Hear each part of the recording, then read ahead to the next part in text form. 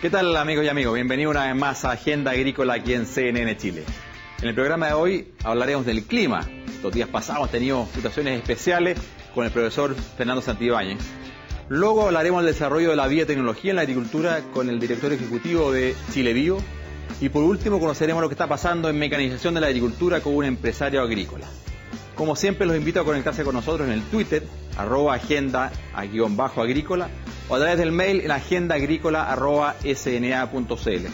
Tal cual lo hizo la semana pasada una televidente, @mfran_cornejo, que nos dijo: excelente programa agrícola, lo encontré por casualidad y fue inspirador. Muchas gracias. Gracias a ti, la verdad que como ella quisiéramos que todos ustedes participen en el Twitter o en el mail y nos den sus opiniones, sus comentarios. Soy Juan Pablo Mate y aquí comienza Agenda Agrícola en CNN Chile. Muy bien, amigos, tal como anunciamos este primer bloque, vamos a hablar del clima en Chile y a nivel mundial, y para eso que mejor he invitado al profesor y doctor en bioclimatología de la Universidad de Chile, Fernando Santibáñez. Fernando, encantado de tenerlo aquí nuevamente con nosotros. Muchas gracias, Juan Pablo, igualmente. Fernando, bueno, la verdad que estamos además de manera innovadora, así de pie en el set, porque vamos a mostrar unas gráficas muy interesantes que nos van a explicar muy bien lo que cree usted en base a su investigación y toda su conexión internacional de lo que va a ocurrir con el clima a nivel mundial y nacional y sus impactos.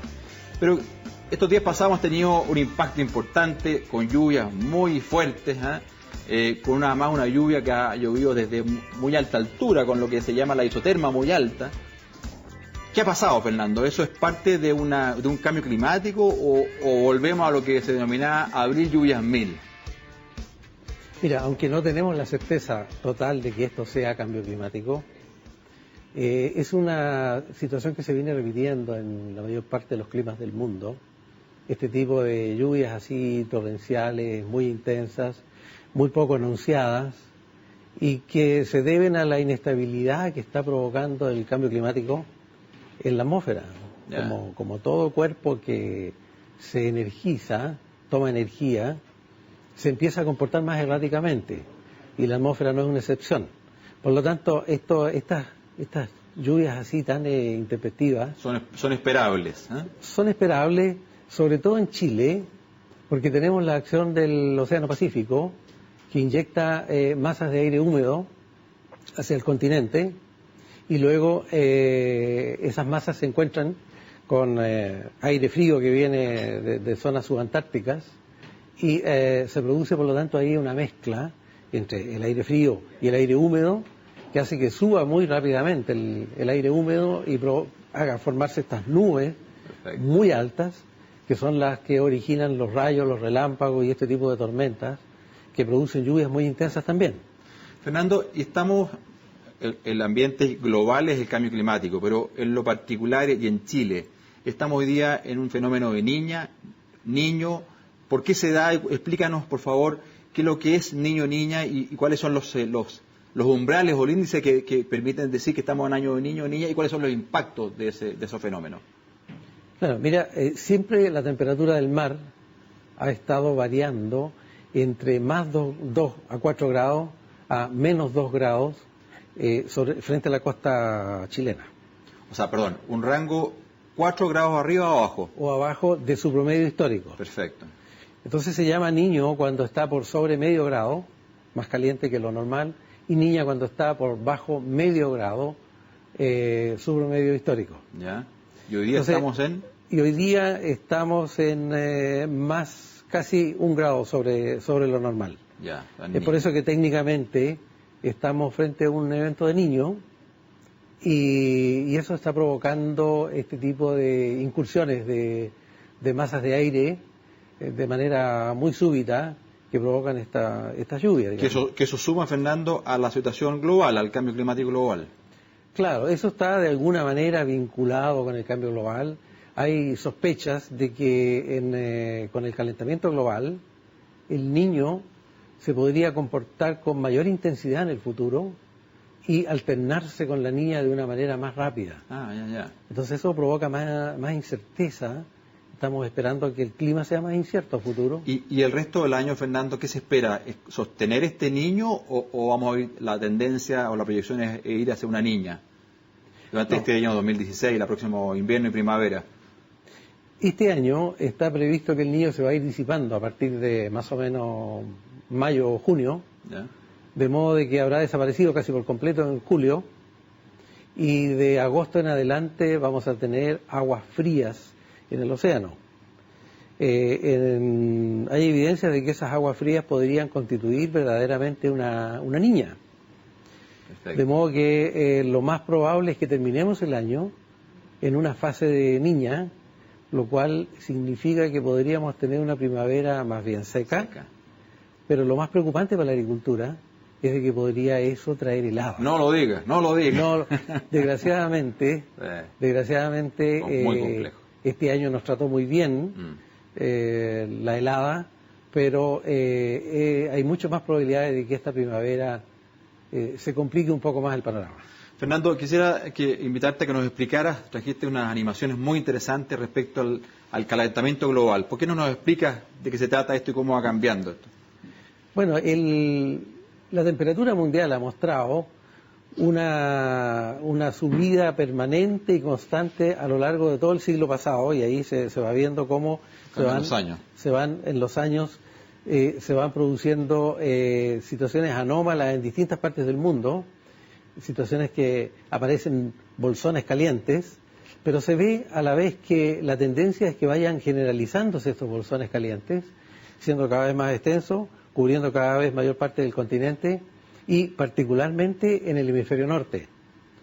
Eso significa que el cambio climático va a ser mucho más severo en la región norte del planeta que en la zona sur. Perfecto. Y eso debido a que hay más continente en la zona sur. O sea, este cambio de color que pasamos de un medio azulado a este naranjo habla del calentamiento global. O sea, que ha habido un aumento de 0,5 grados a nivel promedio, a nivel mundial, bastante concentrado en la zona norte del planeta. Claro. 0,5 es en promedio de todo el globo, pero esas zonas que se ven ahí en rojo significa que están en 1 grado por sobre el promedio histórico. Fernando, y si veo Chile, Sudamérica y Chile en particular, no lo veo tan naranjo, tan rojo. ¿Qué nos puedes decir al respecto? Bueno, Chile tiene una situación muy particular, que es que está frente a un océano muy extenso, cruzado por una corriente marina fría, una de las más extensas del mundo, y estas aguas frías van a jugar un rol esencial en el próximo futuro como elemento moderador de los cambios climáticos en Chile. Nosotros no esperamos que hayan grandes alteraciones en la temperatura del territorio chileno debido precisamente a esto, a que el océano va a impedir que se den grandes extremos en el territorio chileno. La bendita corriente de Humboldt. La bendita corriente de Humboldt en este caso, que es tan mala para el turismo, es muy buena para la agricultura, porque nosotros solo podemos esperar aumento de ventajas competitivas desde esta perspectiva en el contexto mundial. Chile es sin duda el territorio que menos anomalías va a presentar desde un punto de vista del calentamiento. Fantástico, eso como para el bronce, Fernando, como para el bronce. Sí. Y trajiste otra animación, me parece que muy interesante, que respecto de las nieves, porque tal cual decíamos yo al principio, esta reciente lluvia fue la lluvia con lo que se denomina isoterma, es decir, que el momento donde entiendo se cambia de agua, de lluvia a agua a lluvia a nieve, ¿no? Bastante alta. ¿Por qué se da eso y cuál es la tendencia, Fernando? Normalmente cuando vienen las lluvias invernales, la isoterma baja por debajo de los 2.500 metros de altura. En este evento llovió con 3.000 metros y 3.200 estuvo en un momento la isoterma. Ahora, es previsible que esta situación se comience a repetir debido a que el calentamiento global de la atmósfera está haciendo que las isotermas tiendan a subir en alrededor de 500 metros más o menos. Yeah.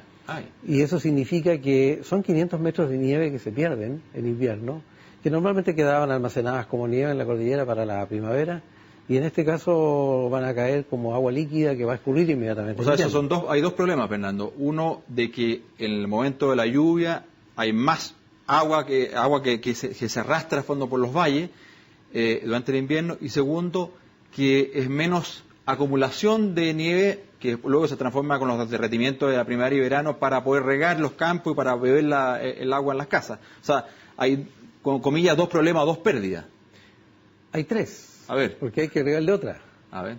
Que es que al permanecer menos tiempo el agua en la cuenca y llegar más rápido al mar, hay menos recarga de las napas subterráneas. Ah, claro. Y eso en gran medida ha estado explicando el cambio de régimen de lluvia, ha estado explicando el problema con las napas que tenemos en casi todo Chile. Perfecto. Aparte del sobreconsumo de agua que hay, la recarga de las napas se ha ido empobreciendo debido precisamente a que se ha acelerado la hidrología. El agua permanece menos tiempo en la cuenca y se va al mar rápidamente. Ya, mira el embalse maravilloso que estamos viendo aquí. Fernando, y respecto de las precipitaciones, también en el fondo nos trajiste una gráfica, una animación respecto de cuál es la proyección que hay de las precipitaciones a nivel nacional. Cuéntanos qué se está previendo al respecto. Se prevé que las precipitaciones se van a desplazar alrededor de 200 a 300 kilómetros de norte a sur. Eso ya ha venido pasando. Un traslado de norte a sur. Claro, o sea, lo que hay que, para imaginarse el clima del futuro, ¿Qué es lo que nos muestra aquí, Fernando? Hay que pensar, el clima del futuro hay que pensar de que lo que hoy día está en Rancagua podría localizarse cerca de Talca. En términos de precipitaciones. Claro, lo que está en Talca podría ir hasta un poquito más al norte de Concepción. Y de esa manera entonces se desplazarían las líneas de precipitación siempre que se den las tendencias que se vienen mostrando. Pero hay una alta probabilidad de que este desplazamiento solo se produzca por la costa y no por las zonas interiores del país. O sea, lo que es muy cierto es que este desplazamiento va a ocurrir por la zona costera, de manera clara, porque así lo ha venido mostrando en este siglo. Sin embargo, por la zona interior y más aún por la zona cordillerana, es menos probable que eso ocurra. Para decirlo en términos muy simples, la forma como se comportan las precipitaciones en altura tiene mecanismos distintos a las zonas más bajas. ¿Y eso por la influencia también de la corriente marítima? Y es por la interacción que hay entre la entrada de aire húmedo que se encuentra con la cordillera y tiene que subir. Y como estamos previendo que en el futuro va a entrar más aire marítimo hacia el territorio chileno, más cargado de humedad que hasta ahora, o sea, más volumen de aire y con más humedad. Perfecto. De manera que se va a comprimir eso contra el territorio, contra la cordillera de los Andes, de modo que ante cualquier incursión de aire fresco desde las alturas, se provocan estos núcleos fríos en altura que la gente ya se está acostumbrando a escuchar, y que provocan estas lluvias súbitas. O sea, es altamente probable que esto compense en las zonas cordilleranas en el futuro, la mayor frecuencia de estos eventos, compense el desplazamiento de las isoyetas. Y por lo tanto, si eso ocurre, no estaría tan en riesgo la cantidad de agua que cae en la cordillera. Haciendo la salvedad de que gran parte del agua sí va a caer al estado líquido. Como agua y no como nieve. Como nieve. Pero que el volumen total de agua podría no variar tanto en el futuro en la cordillera. Entonces ahí hace aún más relevante la infraestructura que debemos lograr desarrollar como país.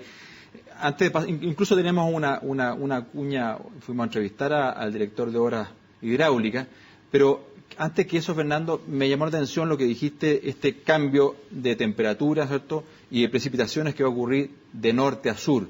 Eso genera también un impacto económico muy relevante y de alguna manera, decisión de parte de los agricultores en términos de ir también trasladando sus cultivos de norte a sur. Entonces, también nos trajiste una gráfica a fondo que muestra justamente aquello, Fernando, del impacto económico de los cultivos agrícolas dados estos cambios climáticos. Sin duda. Los cambios de escenario climático van a afectar a la agricultura, particularmente a la pequeña agricultura, con mucho más intensidad, que tiene menos capacidad de adaptarse a las nuevas situaciones que el clima les va a enfrentar. De modo que hemos hecho una prospección en función de los cambios climáticos esperados. ¿Qué significan estos colores, Fernando? Claro, implica lo que estamos viendo acá, son las zonas donde los impactos económicos, sociales serían los más dramáticos. O sea, aquellas áreas donde probablemente hay que poner más atención en materia de planes de adaptación al cambio climático. Y esto combina la magnitud de los cambios en la temperatura, en la precipitación, la capacidad que tienen los agricultores de adaptarse a esta nueva condición, que tiene que ver con el tamaño de las propiedades, con la tecnología, con las capacidades que hay, con el capital de operación, organización, De manera entonces que, donde los cambios son muy dramáticos y donde los factores de vulnerabilidad que llamamos son mayores, es donde esperamos que los impactos sean también mucho más. ¿Esos son los rojos? Y esos son los puntos rojos, que es donde el país tiene más tareas que cumplir a futuro en materia de adaptación. Y puede verse claramente que esto está estratificado. Gran parte de la región de Coquimbo, por el sistema de tenencia de la tierra, por las comunidades agrícolas que allí hay y por la escasa pluviometría, están en una fuerte vulnerabilidad. También el Valle Central, fuertemente, donde se concentra la mayor parte del PIB agrícola de Chile, y también la pequeña agricultura de las regiones de la Araucanía, los ríos y parte de los lagos. O sea, enorme desafío, Fernando, por tanto, y sin duda alguna uno de los desafíos más clave es la inversión en infraestructura. Y hemos ido a conversar con el director de Obras Hidráulicas, con Reinaldo Fuentealba, quien nos dijo lo siguiente, te invito a escucharlo para después comentemos. En materia de recursos hídricos para el riego, la Presidenta de la República nos ha encomendado un plan de pequeños embalses en 25 locaciones en el país. Nuestro ministro nos ha pedido que este plan se construya dentro del presente año y el próximo. Esto implica que nosotros tenemos que construir 15 pequeños embalses, de los cuales este año comienza el primero en la comuna de Empedrado, embalse que lleva el mismo nombre. Por otro lado, estamos interviniendo 10 locaciones con rehabilitaciones de pequeños embalses, de los cuales 3 se encuentran concluidos. Tenemos un programa de 20.000 millones de pesos que van a afectar 17.000 hectáreas y van a beneficiar entre parceleros y trabajadores 45.000 personas. Bueno, Fernando, buenas noticias, pero como agricultor probablemente siempre queremos más. El ritmo, según lo que aquí hemos escuchado contigo, y los desafíos que nos plantea el clima, ya sea por este calentamiento global, el cambio climático denominado, como también el niño y niña y estas irrupciones violentas de cambios climáticos, probablemente exigen aceleramiento en las inversiones y en la política pública al respecto. ¿Qué piensas tú al respecto? Sí, tenemos grandes tareas al respecto y es muy grato escuchar que hay una decisión de ir adelante con el aumento de la capacidad de embalse que Chile requiere. Chile está requiriendo con urgencia mejorar toda la infraestructura hidráulica de la cual disponemos. Tenemos que ampliarla, pero también tenemos que mejorarla. Tenemos que mejorar la infraestructura existente. Tenemos canales muy antiguos, muy poco eficientes. De manera que si Chile soluciona los problemas del agua que nos trae el cambio climático, tenemos solucionado todos los problemas del cambio climático, porque el cambio climático no nos trae otras amenazas mayores, digamos. Algunas sí trae, como el granizo, las lluvias muy fuertes. Pero también trae muchas oportunidades. Pero trae muchas oportunidades que pueden verse amagadas por el agua, el problema del agua que tenemos. Y a nivel privado, Fernando, porque ya escuchábamos a la autoridad y lo que sin duda debe hacer, ojalá lo mayor, de la manera más acelerada posible, pero al mundo privado, al agricultor que nos escucha también en estos programas, también cuáles son las tareas que tienen adelante. Claro, hay que innovar mucho para adaptarse al cambio climático. Es decir, hay innovaciones que van desde los sistemas de riego. La tecnificación de riego es muy baja en Chile todavía, hay muy poca superficie tecnificada, probablemente hay que ir pensando en una tecnificación acelerada. Hay tareas en materia de cambiar los sistemas de cultivo hacia sistemas más protegidos contra las eventualidades climáticas.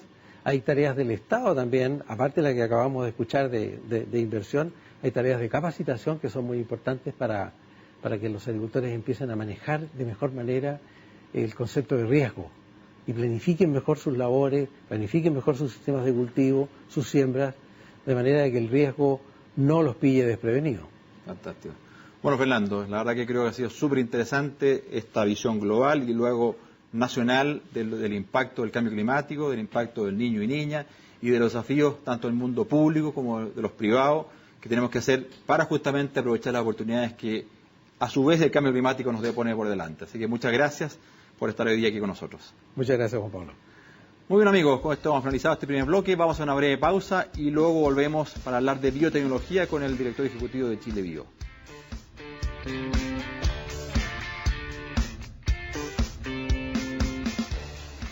Una chilena ganó el concurso de innovación del Ministerio de Agricultura de Francia. Cintia Pizarro creó la aplicación Agriversity, que ofrece tutoriales y cursos en línea para agricultores.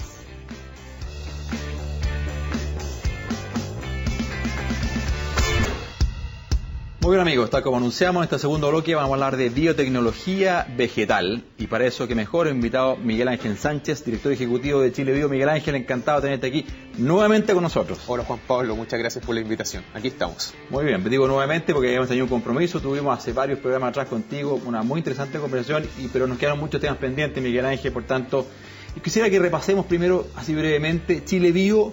¿A quién representa? ¿Quiénes son? ¿En qué están trabajando? ¿Cuál es la orientación que tiene Chile Bio? Bueno, Chile Bio es el gremio de las compañías que desarrollan biotecnología para la agricultura y como misión tiene informar, educar y divulgar en los temas biotecnológicos aplicados al sector agrícola. Nosotros trabajamos con distintos públicos objetivos, vamos desde el ciudadano común y corriente, pasando por el sector académico, pasando por los medios de comunicación, el mundo regulatorio, el mundo político, etcétera, tratando de impulsar lo que es la biotecnología en la agricultura. Recuerdo saber, nos dijiste, Miguel Ángel, que la biotecnología, nosotros era una suerte de tecnología, valga la redundancia, para identificar genes y proteínas de los distintos organismos, vegetales o animales, ¿no? Y dentro de unas herramientas estaba la ingeniería genética. Estoy en lo correcto, ¿no es así? Sí, así es. Pero sí me acuerdo a fondo que no profundizamos y me gustaría profundizar, Miguel Ángel, en la tecnología de la ingeniería genética, que nos cuentes cómo es el proceso, cómo se hace, cómo se lleva a cabo esa ingeniería genética de identificar estos genes y proteínas y luego poder trasladarlos de una planta o de un vegetal a otro vegetal. ¿Cómo en definitiva se hace? Bueno, la ingeniería genética es un conjunto de herramientas que lo que nos permite es manipular o modificar el ADN de un organismo, ¿ok?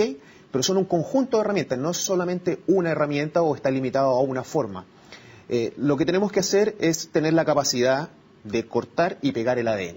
Yeah. Y eso se conoce hace ya más de 30 años y se ha utilizado y se le ha sacado mucho provecho para distintos rubros de la economía. Ajá. Medicina, por ejemplo, la industria del alimento, la agricultura, etcétera. Pero todo se basa en cómo cortar y pegar el ADN. Hoy día, esta no es la única herramienta, existen muchas otras herramientas que nos permiten, más que transferir un gen, como tú mencionaste, de un organismo a otro, lo que nos podemos hacer es editar genes, por ejemplo. Yeah. Y hoy día se está utilizando mucho, se está avanzando en el desarrollo de productos donde nosotros podemos editar la información genética, al igual como un periodista o un editor de periódico edita qué palabra va, qué palabra no va. Aquí se puede editar cuál es el contenido o la información genética que tiene.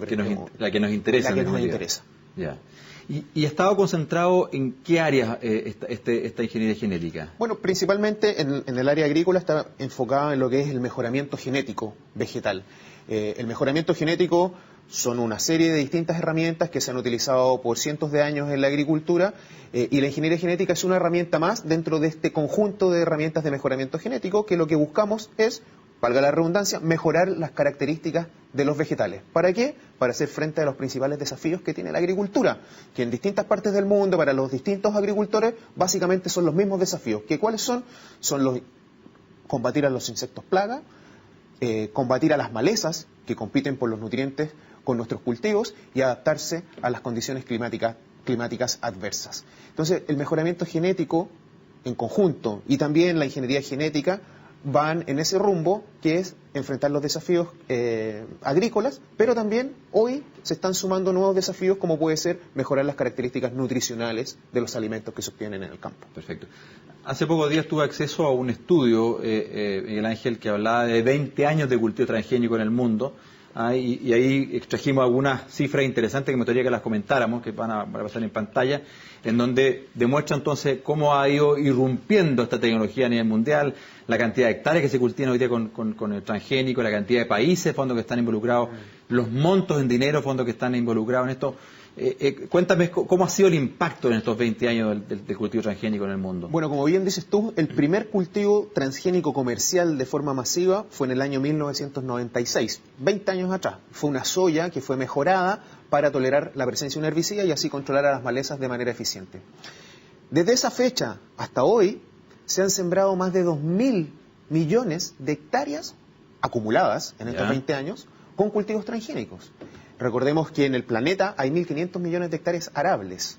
2.000 millones es una cantidad tremenda en 20 años. Sí. Y esto ha generado un impacto tanto en los principales países agrícolas que utilizan la tecnología, como a su vez en los agricultores que la utilizan. ¿Por qué? Porque esto ha permitido ofrecer mejores productos, valga la redundancia, como dijimos anteriormente, que se mejoran las características de los productos, se le ofrece a los agricultores y los agricultores han podido hacer frente a estos desafíos que tenían en el campo con el consiguiente mejora sea desde el punto de vista económico, desde el punto de vista ambiental.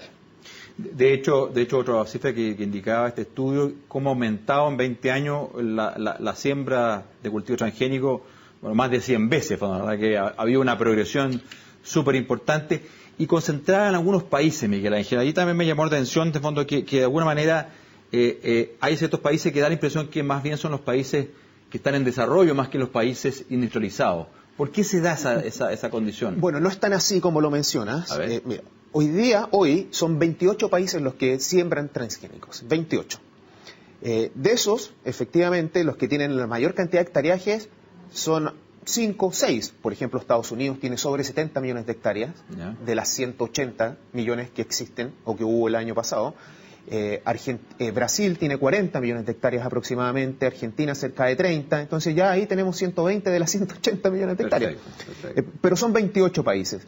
Si tú ves el mapa de los productores, los principales países agrícolas, es decir, los principales países productores de alimentos en el mundo, utilizan esta tecnología.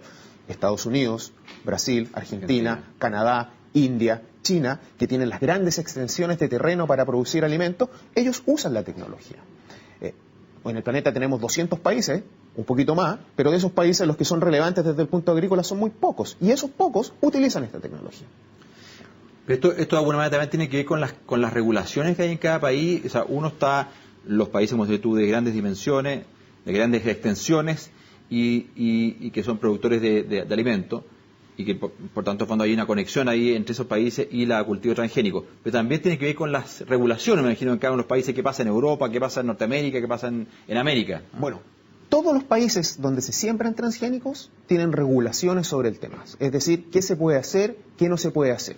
¿Okay? Y cada país tiene su propia regulación. La regulación que tiene Estados Unidos no es la misma a la que tiene Brasil, no es la misma que tiene Argentina, no es la misma que tiene Chile, que es un productor de semillas transgénicas, no es la misma a la que tiene la Unión Europea, por ejemplo. Cada país tiene su propia regulación para utilizar esta tecnología.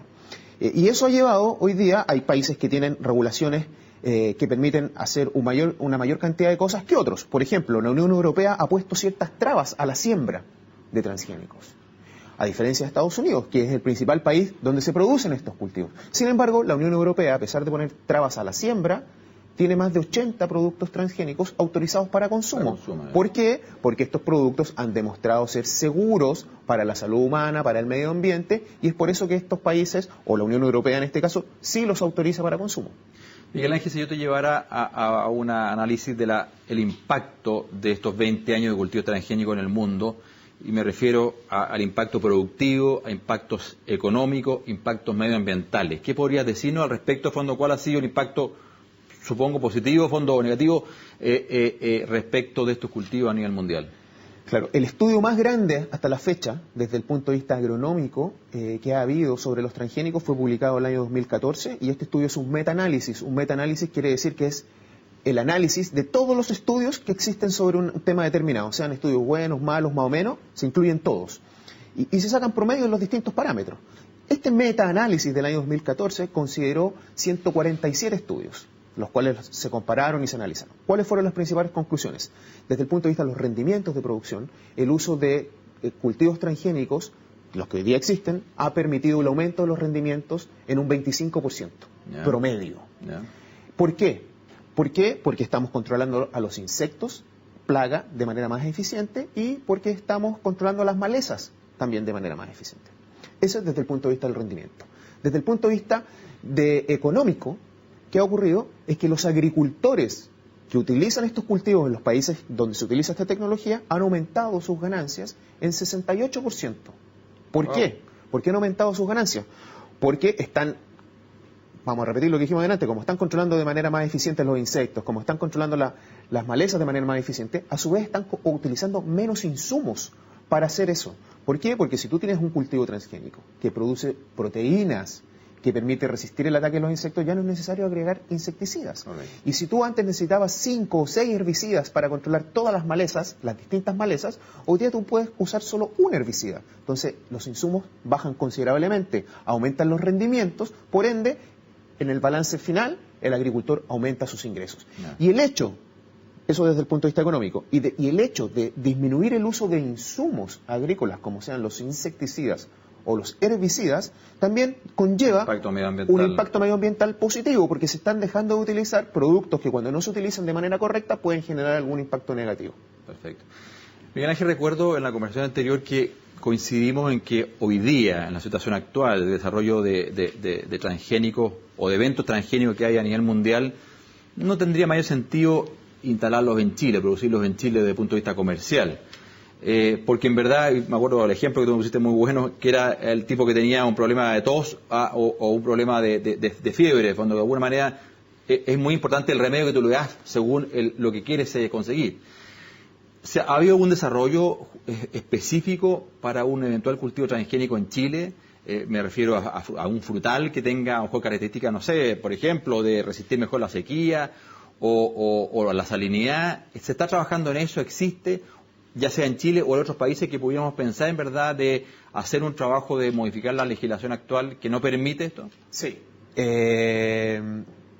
Hoy día, si nosotros pensamos en los maíces transgénicos que hoy día existen, las soyas transgénicas que hoy día existen o los algodones transgénicos que hoy día existen, no son muy atractivos para los agricultores chilenos porque han sido mejorados para necesidades que nuestros agricultores no requieren.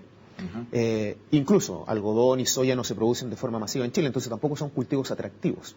Sin embargo, y atendiendo a tu pregunta, por ejemplo tenemos remolacha que ha sido mejorada para tolerar un herbicida específico. ¿Qué conlleva esto? Que en vez de utilizar 5, 6 herbicidas, cada uno en 2 o 3 aplicaciones, necesitamos solamente un herbicida para controlar todas las malezas y en 2 aplicaciones. Chile es un país importante para abastecerse en la producción de remolacha, ¿no es cierto? Entonces ahí tenemos un producto que sí podría ser útil. Correcto. Y ahí tendríamos que ir donde los productores de remolacha y preguntarles a ellos si les interesa o no les interesa. Yo sé la respuesta, yo he hablado con ellos y yo sé que les interesa. ¿Okay? Entonces ahí habría ya un punto de partida para revisar nuestra regulación. Segundo, en Chile se están haciendo varios desarrollos desde el punto de vista académico, el sector público. La Universidad de Talca, por ejemplo, está desarrollando maíces transgénicos tolerantes a la sequía. Hoy día, con los desafíos climáticos que tenemos, la sequía se ha vuelto un factor importantísimo en la producción de alimentos. La Universidad de Talca está haciendo frente a eso, desarrollando maíces que sean capaces de tolerar la sequía. Tolerar la sequía no significa crecer en el desierto sin agua, significa crecer con buenos rendimientos, con menores cantidades de agua. Ya, perfecto. El INIA, Instituto Nacional de Investigaciones Agropecuarias, que depende del Ministerio de Agricultura, ha desarrollado vides transgénicas resistentes al hongo botrytis. Basta que vayamos donde los viñateros y les preguntemos si les interesa o no les interesa. Es evidente. Con la lluvia que hemos tenido. Es evidente que ahí tenemos soluciones. Más ejemplo, la Universidad Católica está trabajando en cítricos, ya que me preguntaste frutales, cítricos transgénicos tolerantes a la salinidad. ¿Para qué? Pensando en la producción en el norte de Chile. Ninguno de estos productos que yo te he mencionado, salvo la remolacha que vimos al principio, es comercial. Están en etapas de investigación y desarrollo. Pero son posibilidades para que nuestros agricultores puedan echar mano en el futuro. Perfecto. Bueno, interesante. Miguel Ángel, te quiero llevar a un tema que la otra vez no logramos tocar, que es la ley de obtentores de vegetales, que se refiere a que una legislación que estaba en discusión. Entendemos que el gobierno actual la retiró, fondo la discusión en el Parlamento. Pero me gustaría tu parecer, cómo además regulamos o resguardamos lo que se denomina el derecho del agricultor, especialmente el pequeño, de poder reproducir aquella semilla que ha comprado una vez y no que tener que estar pagando permanentemente una patente, un royalty sobre esa semilla. ¿Cuál es tu visión al respecto? Bueno, primero aclarar para los que no estén informados sobre el tema de qué se trata esta cuestión. Chile ha tenido ley de propiedad intelectual en vegetales desde hace más de 20 años, ¿ok? desde el año 2009 aproximadamente, el gobierno de turno impulsó la actualización de esa ley que ya tenemos, que es la Ley de Propiedad Intelectual en Vegetales. Primera confusión aclarada, y la gente piensa que aquí nunca ha existido propiedad intelectual. Basta que le preguntemos a los productores de frutas si las frutas tienen o no tienen propiedad intelectual. Y discusión zanjada. Bueno, lo que se ha intentado es actualizar la ley que hoy día existe. Y esta ley lo que hace es venir a decir, no sé, si hoy día la propiedad intelectual dura 15 años, bueno, va a durar 20 años, por ejemplo. Si antes no se hablaba del derecho del uso propio, del derecho del agricultor, bueno, ahora sí nos vamos a hacer cargo de eso.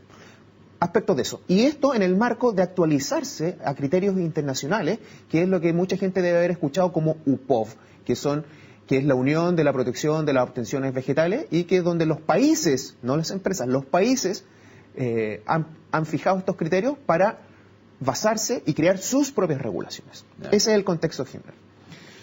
Y hoy día en Chile, y también en otras partes del mundo, existe mucha desinformación sobre este tema.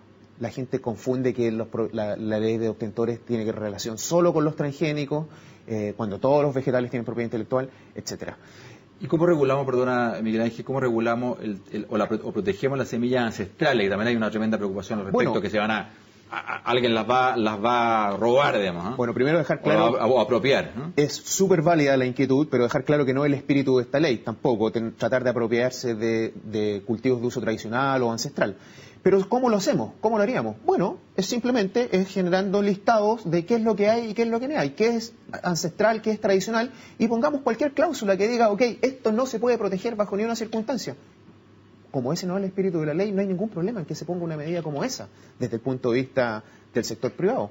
Entonces, ok, ¿queremos proteger las variedades ancestrales? Ok, hagamos un listado, digamos, cuáles son todas las variedades ancestrales, y se acaba el problema. Y nadie va a poder apropiarse de eso nunca, jamás.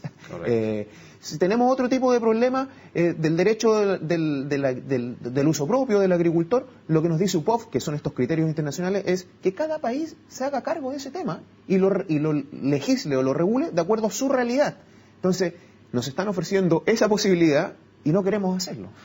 Hoy día la discusión hoy día está en punto cero, no se está discutiendo a nivel legislativo. A nivel legislativo no se está discutiendo, lo más probable es que se vuelva a reactivar ahora cuando entre al Congreso la discusión del TPP, porque el TPP sugiere, ojo, no exige, sugiere que los países se actualicen a los criterios de UPOV 91. Y como sugiere eso y está esa línea incorporada en el TPP, que es nada más que eso, va a volver la discusión y va a sacar de nuevo el tema de la propiedad intelectual. Perfecto.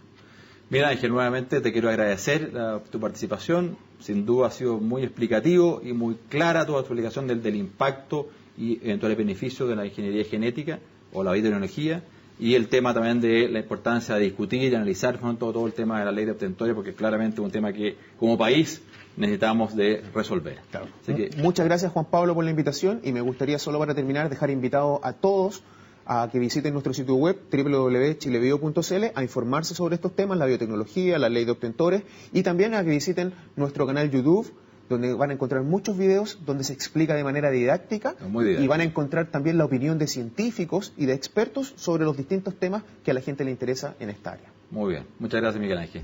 Muy bien, amigos, con esto vamos a finalizar este segundo bloque, vamos a una breve pausa y luego volvemos a hablar de la mecanización en la agricultura. Avanza control de la alopecia botrana. En lo que va del año, las capturas de polillas han caído un 77% gracias al aumento de recursos y al uso de nuevas técnicas para controlar la plaga.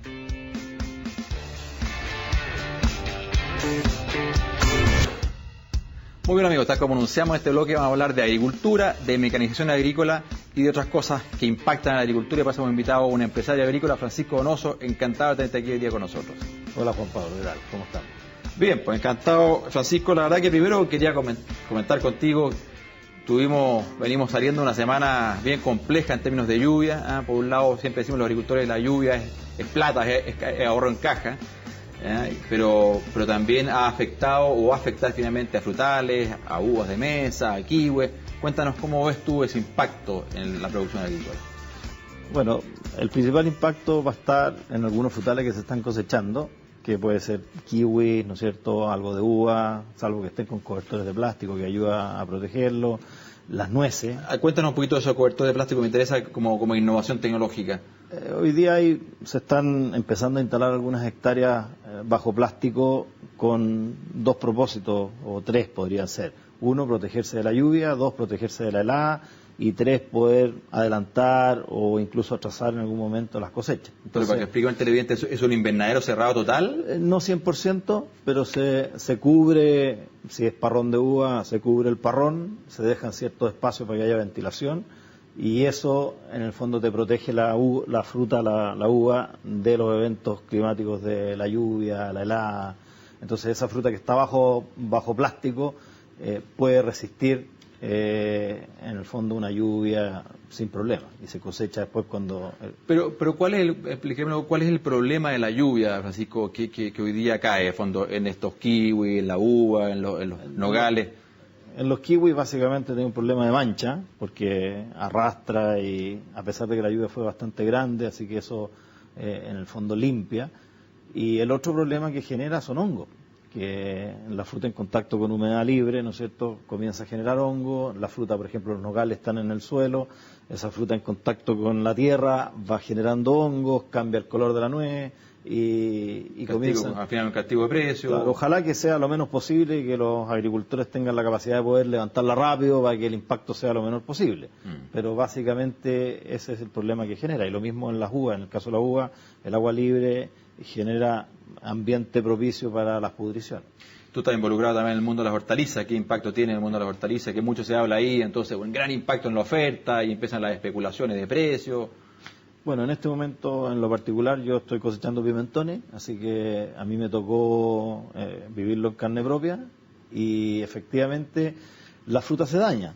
O sea, nosotros estábamos cubiertos con fungicidas previo a la lluvia, y ahora post lluvia entramos de nuevo a tratar de minimizar el daño, pero cuando caen 100 milímetros la fruta igual se daña, o sea, nuestra productividad baja. ¿Y hay seguro, Francisco, para estos efectos? Existen seguros que están disponibles para algunas hortalizas, para algunos cultivos y para algunas frutas, para eventos climáticos. Pero está poco masificado y no cubre todo el espectro de cultivo.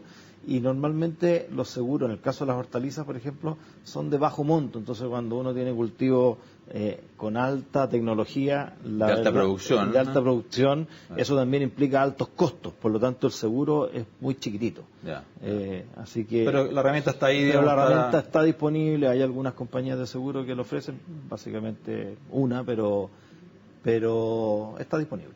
Francisco, yo anunciaba que íbamos a hablar de mecanización agrícola y tú, así al igual que muchos agricultores, vives, ¿no es cierto?, o sufres la situación de la falta de mano de obra, la falta eventualmente de capacitación de la mano de obra, y que eso impacta claramente en la productividad y en los costos, ¿no es cierto? Y tú, de alguna manera, has tomado el sartén por el mango, como se dice, y has entrado en un tema de mecanización, no solamente para tus campos, sino también para ofrecer el servicio. Cuéntanos cuál ha sido el diagnóstico y cómo se ha desarrollado, y cuál ha sido la recepción por parte de los agricultores de esta compañía que has desarrollado. Bueno, hace unos 6 o 7 años atrás, esta inquietud partió por una problemática propia en los campos míos, en la producción de ciruelos de Dayan para secado. Entonces empecé a mirar qué opciones de mecanización teníamos, y al poco andar me di cuenta de que esto había que difundirlo un poco más, y que había una oportunidad de hacer una empresa, digamos, que se dedicara a prestar este servicio. Y nace Servicios FB hace 5 años atrás, en donde comenzamos a traer maquinaria. Yo soy un productor más o un cliente más de esta empresa, y prestamos servicios de cosecha de frutos secos. Hacemos ciruelas, almendras y nueces. Y el impacto es fuerte, porque cada una de estas máquinas, las que trabajamos nosotros, reemplaza en ciruelas, por ejemplo, aproximadamente a 100 personas. Wow. Entonces son 100 personas que quedan libres para ir a atender otras áreas de la agricultura, porque nuestra mano de obra hoy día en la agricultura es acotada, o sea, no crece la masa laboral en la agricultura, la gente no tiene mucho interés, la juventud, de quedarse en los campos. Ahí estamos trabajando, viendo de qué manera podemos incentivar esto, pero... Esta es una forma, probablemente, porque lo que tú liberas aquí, ¿verdad?, está disponible para hacer otra cosa, digamos. Y además esa persona es una persona que trabaja asociada a una máquina, aumenta su productividad, tiene opción, me imagino, a ganar un mucho mejor salario. Claro, porque tú en el fondo reemplazas estas 100 personas por 4 o 5 personas y obviamente que a esa gente tú tienes la posibilidad de pagarle mucho mejor en un trabajo que ya es distinto, porque ya no es lo mismo que estar recogiendo ciruelas, sino que están trabajando asociados a una máquina y eso como que a la gente le gusta un poco más. Y para el agricultor, Francisco, ¿qué significa en términos de costos? Cuando hace la comparación, si yo tuviera la posibilidad de tener la cantidad de gente, que naturalmente no la tengo, el costo de hacer la cosecha manualmente versus hacerla mecánicamente, ¿cómo se compara una cosa con la otra? En el caso de la ciruela, me demoro 2 segundos en responderte que es más barato y es mucho más oportuno, porque cuando uno tiene que hacer la cosecha, normalmente no cuenta con la mano de obra disponible en el momento, por lo tanto, la máquina te hace la cosecha en forma rápida y además, si tú tienes una producción normal, porque nosotros cobramos un tanto por hectárea y si la producción es baja, obviamente que el costo por kilo aumenta, pero si la producción es normal, estamos hablando de 10.000 kilos secos por hectárea de ciruela, eso es bastante más barato que hacer la cosecha en forma manual, además de que tú la producción la sacas mucho más temprano, por lo tanto el 90 y tantos por ciento, me atrevería a decir el 99% de la fruta hoy día se seca al sol. Si tú cosechas más temprano, tienes más tiempo de secar al sol. Claro. Entonces, al final, ahí tienes también una ventaja asociada. Ah. Francisco, pero me nombraste, dijiste almendras, ciruela deshidratada, nueces, o sea, frutos secos. Sí. ¿Qué pasa en los otros frutales? ¿Qué pasa en la uva de mesa? ¿Qué pasa en los carozos, en los duraznos, en los nectarines, en la otra ciruela? ¿No hay posibilidad, no hay disponibilidad de maquinaria para ello? Sí, claro. Nosotros, ahí se está viendo una foto, el tipo de máquina que tenemos son unas máquinas que se llaman side by side, que son americanas, que los americanos llevan muchos años trabajando en esto, y existe la posibilidad de cosechar duraznos con este tipo de máquina, existe la posibilidad de cosechar manzanas, hemos cosechado olivos también, o sea, el olivo también se puede cosechar mecanizadamente con las máquinas estas de las viníferas, ¿no es cierto?, en espaldera. Por lo tanto, los olivos sí se pueden mecanizar completamente. Esto se cosecha con estas máquinas, pero también existen otro tipo de máquinas para la uva vinífera, por ejemplo. Obviamente las que están en espaldera. Hoy día hay máquinas también que cosechan fruta en parrones, o sea, parrón español, el clásico parrón que nosotros hemos tenido siempre para nuestra producción de uva, aquel que lo dejan para vinífera o es una variedad vinífera que se construyó en sistema parrón. También existen máquinas que van cosechando directamente el parrón. Pero entiendo también para aquellas frutas que se comercializan de manera fresca, lo que sí hay elementos, claro, más por el golpe, sobre todo por el impacto, la enorme distancia que tenemos hacia el destino, pero también hay algunas herramientas, como por ejemplo estas plataformas que permiten la mayor facilitar el acceso del trabajador a la fruta y por tanto aumentar su productividad. Claro, ahí también hay otra herramienta, que es esa, comenzar a diseñar huertos modernos en los cuales se puedan utilizar estas plataformas, o derechamente, que es el camino que yo estoy utilizando en mis nuevas plantaciones, comenzar a trabajar huertos que sean pedestres, o sea, buscar distancias de plantación, tipos de formación que te posibiliten a ti cosechar de manera manual o con un pequeño piso. O sea, eso a altura menor. En el fondo yo desterré las escaleras para mis nuevas plantaciones, o sea, todo lo que yo estoy plantando hoy día tiene que ser como te estoy explicando, o con un pequeño piso. Entonces, de esa manera tú le abres la puerta a todo el segmento femenino, a las mujeres, ¿verdad?